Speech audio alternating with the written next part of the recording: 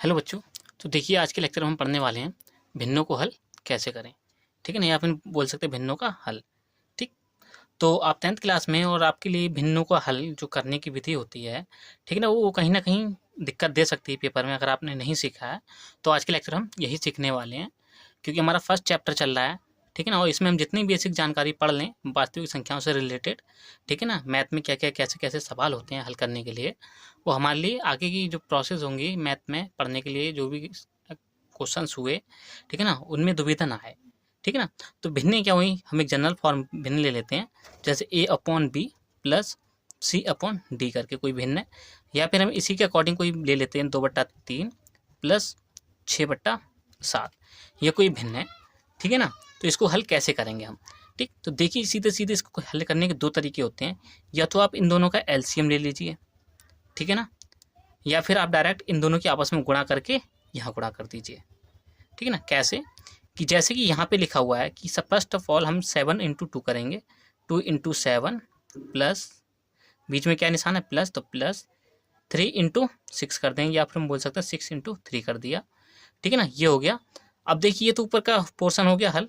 Direct हम क्या लिखेंगे, डिवाइड में इसके पूरे के 3 × 7, 3 × 7। तो यहाँ पे कितना हो जाएगा हमारे पास में, देखिए 2 × 7 कितना हो जाएगा 14 प्लस 6 × 3 कितना हो जाएगा 18, डिवाइडेड में कितना चलेगा 21।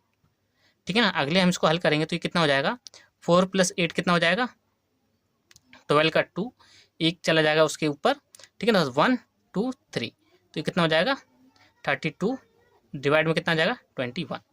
तो ये तो जाएगा हमारा हल करने का तरीका, भिन्न को हल करने का। इसको हम और भी कर सकते हैं, यदि हमारे पास में ऊपर और नीचे की संख्याएं कोई भी अभाज्य संख्याओं के उसमें आती हैं पहाड़े में, ठीक है ना, या फिर हम बोल सकते हैं किसी भी अभाज्य संख्या से हम ऊपर नीचे काट सकते हैं उसको, तो हमारा ये बेटर हो सकता है। ठीक है ना। वरना आप देखिए, 2 से ही ना ये कट सकता है ना ये कट सकता है। ठीक है ना, 3 से ये कटेगा ना ये कटेगा, ना 7 से ये कटेगा ना ये कटेगा, ना 5 से कटेगा, ना ही कितने से कटेगा 13 से कटेगा, ना ही 11 से कटेगा। तो ये भिन्न हमारी यहीं की यहीं रुक जाएगी, ये अगले हल नहीं होगी। ठीक है ना। बाकी हम इसको ऊपर भाग करके इसको और छोटा कर सकते हैं। ठीक। सेम यहीं पे ये तरीका होता है कि a × d करें हम, प्लस b × c करें, और डिवाइड हम क्या लिखते हैं b × d। एक तो ये तरीका हो गया हमारा किसका कैसा, कि जब हमारे पास केवल दो भिन्न दी हुई हो, ठीक है ना, इसको हल करने में। अब यदि अगर हमारे पास में a/b plus c/d plus e/f ये कोई भिन्न दी हुई है, तो इसको हम हल कैसे करेंगे। ठीक है ना, इसको हम हल कैसे करेंगे, तो जैसा फॉर्मेट हमने यहाँ पे लगाया था, ठीक वही फॉर्मेट हम यहाँ पे लगाएंगे। कैसे, कि देखिए ए है, ए के साथ में इन दोनों को गुणा में रखिए, a × d × f, यहाँ क्या आ गया प्लस, ये पोर्शन है तो इसके साथ में क्या क्या गुणा में आएगा c × b × f प्लस, ये वाला प्लस आ जाएगा यहाँ पे। अब देखिए इसके साथ में क्या क्या गुणा में आएगा, तो e × b × d, तीनों पोर्शन कंप्लीट हो गए। तीनों को आप क्या ले लीजिए, लाइन मार दीजिए बड़ी सी, इसको हम बट्टा बोलते हैं। ठीक है ना, और इसमें आपस में तीनों की गुणा कर दीजिए, क्या हो जाएगा b × d × f। ठीक है ना, ये पार्ट हो जाएगा। प्लस में आप ये मान लीजिए इनकी गुणा करके हमारे पास में कोई संख्या क्या हो गई x आ गई। ठीक है, इसको गुणा करने के बाद हमारे पास कोई संख्या क्या आ गई y आ गया, और इसको गुणा करने के बाद कोई संख्या हमारे पास में आ गया z। ठीक है ना, और इसको गुणा करने के बाद हमारे पास में संख्या क्या आ गया, कोई m आ गया।